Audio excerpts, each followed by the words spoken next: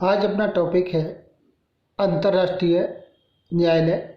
ये topic BA third year paper second का है और अंतर्राष्ट्रीय संबंध बुक से संबंधित है।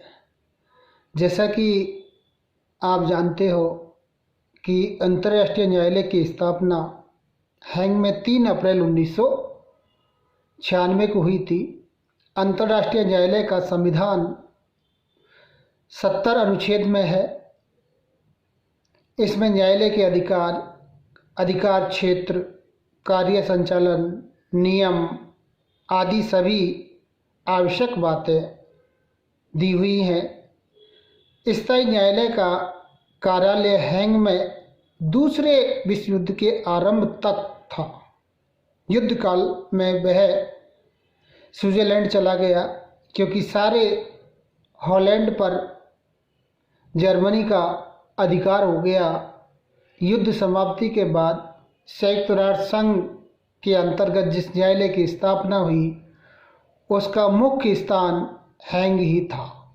इसका कारण भी था कार्यालय के भवन निर्माण अमेरिकी दानवीर स्वर्गीय कार्नेगी ने अपने धन से कराया था।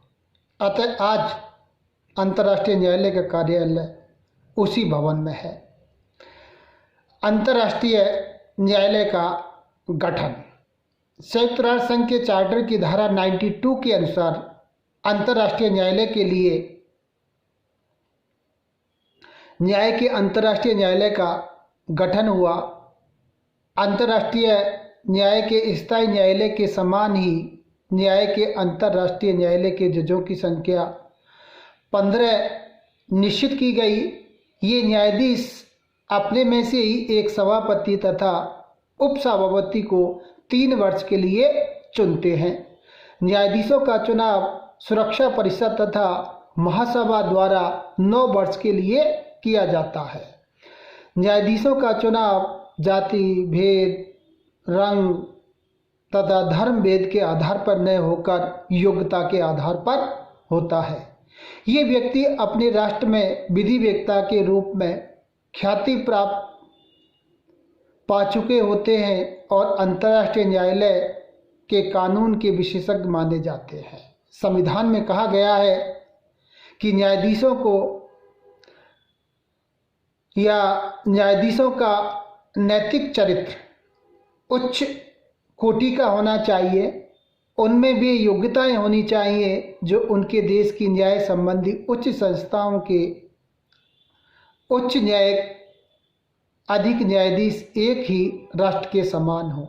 इन न्यायाधीशों को कोई राजनीतिक कार्य या अन्य कोई व्यवसाय करने की आज्ञा नहीं होती है। इनका पुनर्निर्वाचन भी हो सकता है। न्यायाधीशों का चुनाव करते समय यह भी ध्यान रखा जाता है कि न्यायालय में संसार की सभी न्याय व्यवस्थाओं का प्रतिनिधित्व प्राप्त हो। अब न्यायाधीशों को कुछ विशेष अधिकार प्राप्त हैं। जैसे न्यायाधीशों को जो विशेष अधिकार प्राप्त हैं या जो सौंपे गए हैं उनको राजनयिक उन्मुक्तियां प्रदान की जाती है। न्यायालय के सम्मुख वादियों के प्रतिनिधि, परामर्शदाता और वकीलों को भी स्वतंत्रता पूर्वक कार्य करने का अधिकार दिया जाता है या छूट दी जाती है। इनकी जो गणपूर्ति है न्यायालय के विधान के अनुसार इसमें 15 न्यायाधीशों के अतिरिक्त अस्थायी न्यायाधीश नियुक्त करने की भी व्यवस्था है और न्यायालय की गणपूर्ति 9 रखी गई है। इसके क्षेत्र अधिकार है या इसकी हम कह सकते हैं कि शक्तियां हैं, उनको भी हम विस्तार पूर्वक से अध्ययन करेंगे। जो अंतर्राष्ट्रीय न्यायालय के क्षेत्र अधिकार है जिसमें कि ऐच्छिक क्षेत्र अधिकार है या अनिवार्य क्षेत्र अधिकार है और परामर्श क्षेत्राधिकार है। ये 3 इसके अधिकार क्षेत्र हैं। ऐच्छिक में हम कह सकते हैं कि अंतर्राष्ट्रीय न्यायालय की संविधि की धारा 36 के अनुसार न्यायालय उन सभी मामलों पर विचार करता है जिनका संबंध राज्य के न्यायालयों के अनुकूल हो।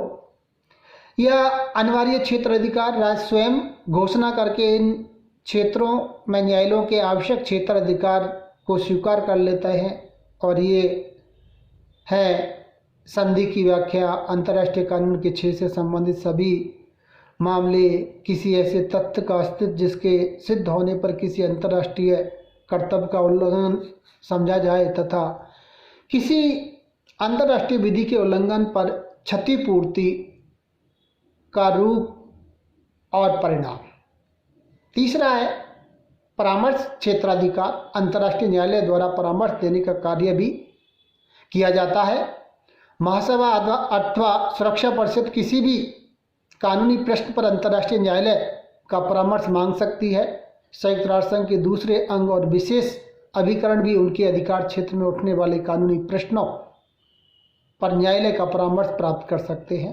परामर्श के लिए न्यायालय के सम्मुख लिखित रूप में प्रार्थना पत्र प्रस्तुत करना पड़ता है। इस प्रार्थना पत्र में संबंधित प्रश्न का विवरण और वे सभी दस्तावेज होते हैं जो प्रश्न पर प्रकाश डाल सकते हैं। ये इसके मुख्य हम कह सकते हैं कि क्षेत्र अधिकार या शक्तियाँ थी। धन्यवाद।